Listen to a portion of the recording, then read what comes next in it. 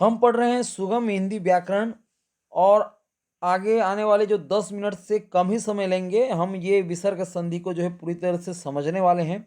सबसे पहले हम जानने की कोशिश करेंगे कि विसर्ग संधि है क्या।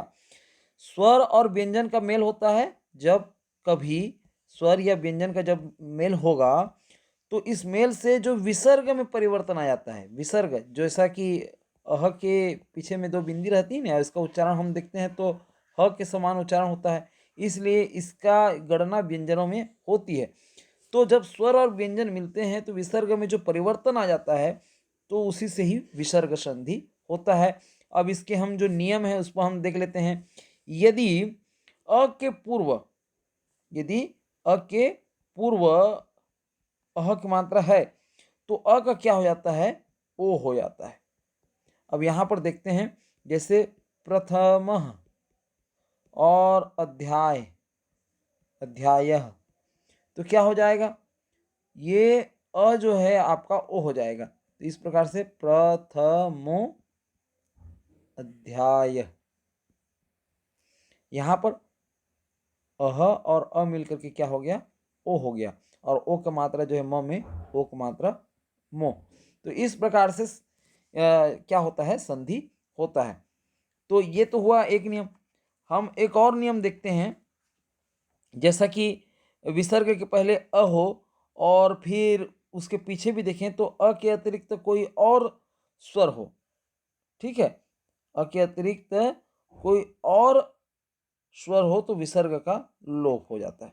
उदाहरण स्वरूप, जैसे विसर्ग के पहले अ हो, विसर्ग के पहले कहने से, और उसके पहले क्या हो, अ के, उस विसर्ग के पहले क्या रहे, अ रहे, और विसर्ग के बाद में क्या रहे, कोई भी अन्य स्वर रहे, तो फिर विसर्ग का लोप हो जाता है। इधर क्या रहेगा आपका अ, और इधर कोई भी अन्यत्र रहेगा तो विसर्ग क्या हो जाता है, ये लोप हो जाता है। उदाहरण से आप समझेंगे, जैसे कि अतः, अब विसर्ग के पहले अ है और अतः का जब मेल एव से होगा, और ए क्या है, एक स्वर ही है, तो इस प्रकार से जब ये होता है तो फिर विसर्ग का लोप हो जाता है और फिर हो जाएगा आपका अतएव, ठीक है। तो इस प्रकार से विसर्ग संधि की ये नियम है। अब हम एक और नियम देखते हैं। एक और नियम है, जैसे विसर्ग के पहले हम देखें कि अ आ को छोड़ करके कोई दूसरा स्वर रहे, ठीक है, अ आ को छोड़ करके कोई दूसरा स्वर रहे। विसर्ग के पहले हम देखें अ और आ दोनों नहीं रहे के कोई दूसरा चीज रहे, कोई दूसरा रहे, और उसके आगे में किसी वर्ग का हम तीसरा वर्ण हो गया या चौथा या पांचवा वर्ण या अक्षर कहें, या फिर हम देखें कि य र ल व, मतलब अंतस्थ जो व्यंजन है, ह है, या कोई भी स्वर है, तो विसर्ग के स्थान पर क्या हो जाता है, आधा र हो जाता है। अब ये इसको हम और समझते हैं, जैसा कि नी, अब यहाँ पर नी छोटी की मात्रा है, अ आ नहीं है, ठीक है, अ आ तो नहीं है विसर्ग के पहले, तो नीह के बाद जैसे ध न आया, ठीक है, तो ध क्या है, त थ ध, ये तीसरा वर्ण है ध, तो तीसरा अक्षर वर्णमाला में ये तीसरा अक्षर है। इसके लिए हमने अपलोड कर दिया है, उस पर आप जा करके देख सकते हो वर्णमाला के उच्चारण में। तो ये नी धन धन, तो फिर क्या हो जाएगा, ये जो विसर्ग है वो क्या हो जाएगा, आधा र हो जाएगा। इस प्रकार से नी और आधा र को जो है ध के ऊपर में लिखेंगे, है ना, तो निर्धन, ये इस प्रकार से निर्धन इसको पढ़ेंगे, है ना। तो जैसे निर्गुण हो गया, निर्मम हो गया, ये इस प्रकार से ये नियम है विसर्ग का। अब हम और एक नियम देखते हैं। यदि विसर्ग के पहले यदि विसर्ग को के पहले अ आ को छोड़ करके कोई दूसरा स्वर हो, फिर और हम देखते हैं इस इधर क्या रहे, कोई अ आ को छोड़ करके कोई भी स्वर रहे, इनको छोड़ देना है, इसके इनके अतिरिक्त कोई और स्वर रहे, और उसके बाद जो है यदि हम आगे देखें र रहे तो विसर्ग का लोप हो जाता है। क्या हो जाता है, लोप हो जाता है। मतलब उदाहरण स्वरूप नी, नी है, यहाँ पर देखिए ई की मात्रा है ना, आ नहीं है, तो नी, और इधर जो है आपका रोग है, तो यहाँ पर नी जो है लोप हो जाएगा, मतलब उसको लिखने की आवश्यकता नहीं है, और जोड़ देंगे नी रोग। ठीक है, तो ये है नियम। तो ये भी एक नियम हो गया।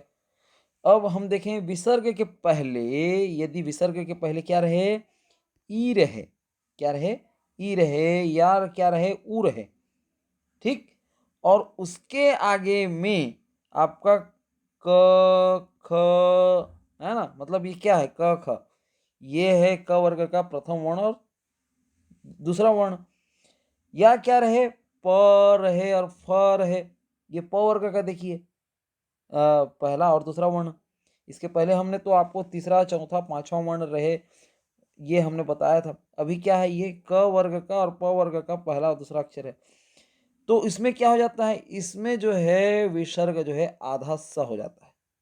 जैसे कि नी, अब देखिए विसर्ग के आगे ई की मात्रा है ना, तो नी, और ये आ गया आपका फल, तो क्या हो जाएगा, नी की जगह में, ह की जगह में आधा स हो जाएगा, निष्फल। ठीक है, जैसे दू है, इसमें देखिए विसर्ग के आगे लू का ऊ है। ठीक है, और उसके बाद जैसे आता है आपका कृत, और कृत में क्या है, ये आपका क वर्ण है, तो क्या हो जाएगा फिर दू, और विसर्ग के जगह में आधा स और कृत, दुष्कृत। तो इस प्रकार से ये विसर्ग संधि का नियम है। और भी देखें, और भी बहुत सारे नियम हैं। आज पूरी तरह से 10 मिनट में हम इन सारे चीज़ों को जो है जानेंगे, और ये वीडियो आपके लिए बहुत फायदेमंद रहेगी। यदि विसर्ग के बाद हम देखते हैं कि कोई श है, आधा श है, और स है आधा स, सड़क का स, तो विसर्ग का या तो ज्यों का त्यों रहता है, या फिर आगे का वो अक्षर हो जाता है, ज्यों का त्यों हो जाएगा या फिर आगे का हो जाएगा। जैसे कि विसर्ग है, जैसे नीह, और नीह के बाद जैसे स से शुरू होने वाला हम देखें तो संदेह।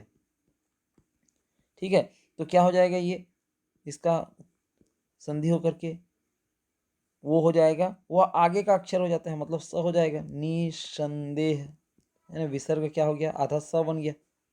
ठीक है, तो इस प्रकार से है।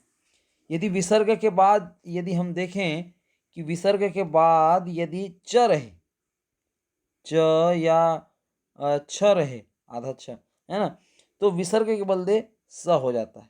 क्या हो जाता है, स हो जाता है। उदाहरण स्वरूप जैसे निय है और चय हो गया, चय, तो क्या हो जाएगा, श हो जाएगा, तो क्या हो जाएगा, निश्चय।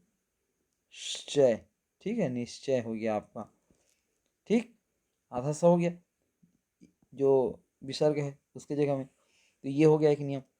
और हम देखें इसके अलावा भी, यदि विसर्ग के बाद यदि कोई त है और फिर देखें कि थ है, तो वहाँ पर विसर्ग क्या हो जाएगा, आपका श हो जाएगा, आधा श। जैसा कि दू है ना, और उसके बाद जैसे हम तर देखें तो ये हो जाएगा दुष्तर। ठीक है, आधा सा हो गया, तो इस प्रकार से एक नियम हो गया। ठीक, यहाँ पर देख रहे हो, हमने पहले जो है बताया था इसके पहले कि क और प वर्ग का प्रथम और द्वितीय अक्षर। अभी हम जो रेगुलर बता रहे हैं इसमें च और छ का क्या हो जाता है, आधा स हो जाता है। यहाँ पर त और थ, ये भी त वर्ग के प्रथम और द्वितीय अक्षर हैं, तो ये क्या हो गया, आधा स हो गया। यह भी जैसे अभी हमने बताया। यदि आप उस चीज़ को मिस कर गए होंगे तो फिर से एक बार वीडियो को आप देख सकते हैं।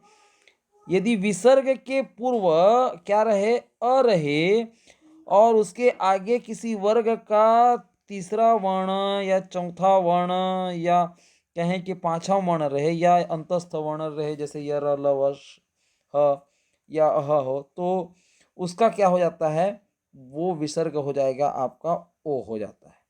उदाहरण स्वरूप त पह, देखिए विसर्ग के पहले क्या है, विसर्ग के पहले त अ है, प में आक बन रहा है ना, तो विसर्ग के पहले अ ही है, तो विसर्ग के पहले अ है, और फिर हम देखते हैं बल, तो क्या हो जाएगा, ये ओ का मात्रा हो जाएगा, तपो बल। तो ये इस प्रकार से विसर्ग के उदाहरण हुए।